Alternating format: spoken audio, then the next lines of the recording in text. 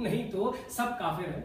तब तो हम भी काफिर और बादशाह आप भी काफिर। और काफिर है वो पंडे, मुल्ला और मौलवी भी जो लोगों को भटका रहे हैं। जहां हिंदू पंडे नामकरण और श्राद्ध के नाम पर अपनी झोलियां भर रहे हैं, वही मुल्ला और मौलवी भी लोगों का धर्म परिवर्तन करके कुछ ठीक नहीं कर रहे।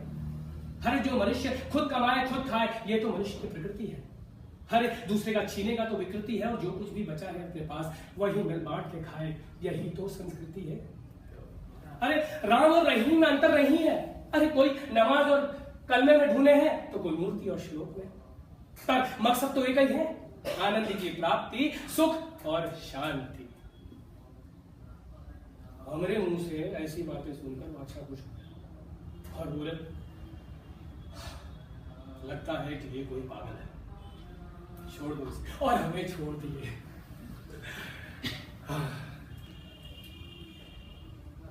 अपने जीवन के अंतिम कालखंड में काजी, कोतवाल और पंडों से परेशान होकर हम थोड़ा अकेले रहने लगे थे। अपने जीवन के अंतिम कालखंड में हमका वो पत्ते की कहानी याद आ गई। जो पत्ता अपने वृक्ष वनराय से पूछत रहा कि हे वृक्ष वनराय, ये पतझड़ काहे आत है? ये पतझड़ जब भी आत है तो हमको ये धरती छोड़ के जाना पड़े। तो वृक्ष वनराय पत्ते को समझाए रहे, अरे पत्ते, यही तो संसार का नियम है। आज इस पतझड़ में तुम जा रहे हो, और एक पतझड़ आएगा जब हमको भी ये संसार छोड़ के जाना पड़ेगा। पत्ता बोला वृक्ष से, सुनहु वृक्ष वनराय, अब के पतझड़ ना मिले, दूर पड़े है जाए। पत्ता बोला वृक्ष से,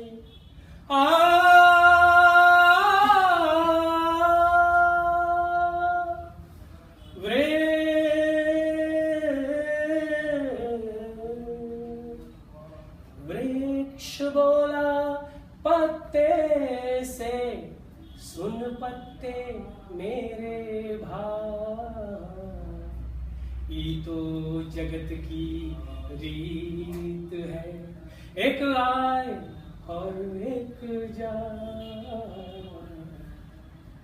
पत्ता बोला वृक्ष से। ऐसे ही बूढ़े होने लगे तो किसी ने हमसे कहा कि काशी में मरे तो स्वर्ग मिली है, और काशी में मरे तो नरक। तो हमने कहा भाई दुनिया से बड़ा नरक है का? तो जब हम ही नरक को झेल लिए तो फिर वो नरक का चीज है। और हमने भी काबे का रुख कर दिया। किसी ने हमसे कहा कि अगर हम काशी में मरे तो भव सागर को पार कर जाएंगे। ये बात को नहीं मानते। हम जानते थे कि जब हमारे कर्म ही ऐसे नहीं है कि हमको मुक्ति मिल सके है, तो क्या मात्र गंगा के पवित्र जल में स्नान करने से या फिर गंगा के घाट पर हमने चिता को अग्नि दे से कहा हमको मुक्ति मिल सके? ना।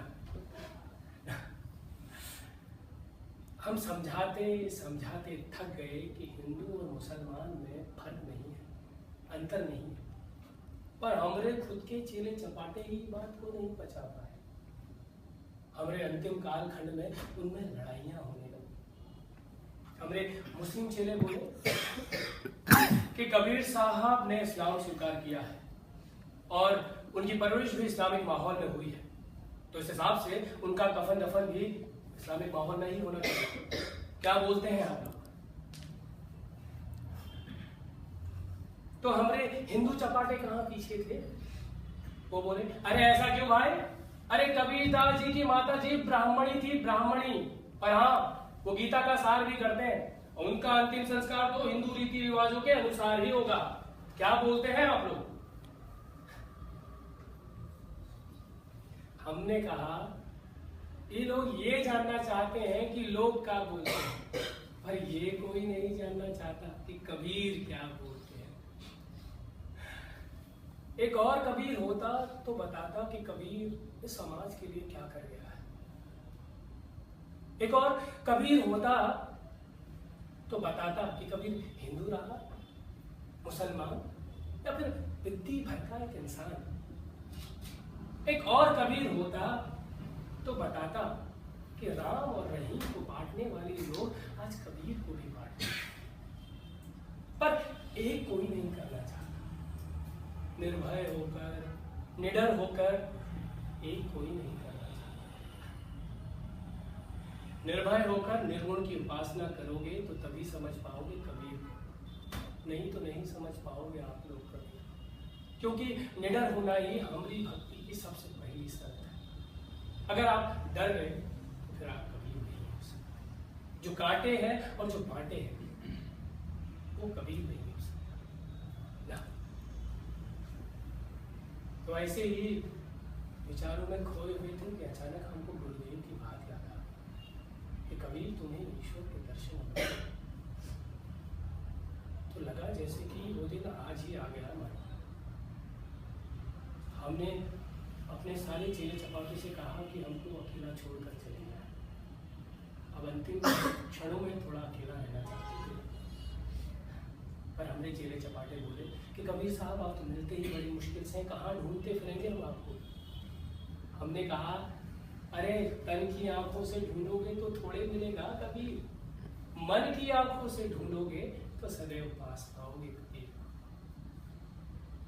उस दिन साफ अनुभव हुआ था हमको कि जैसे अब हमने जाने का समय आ गया।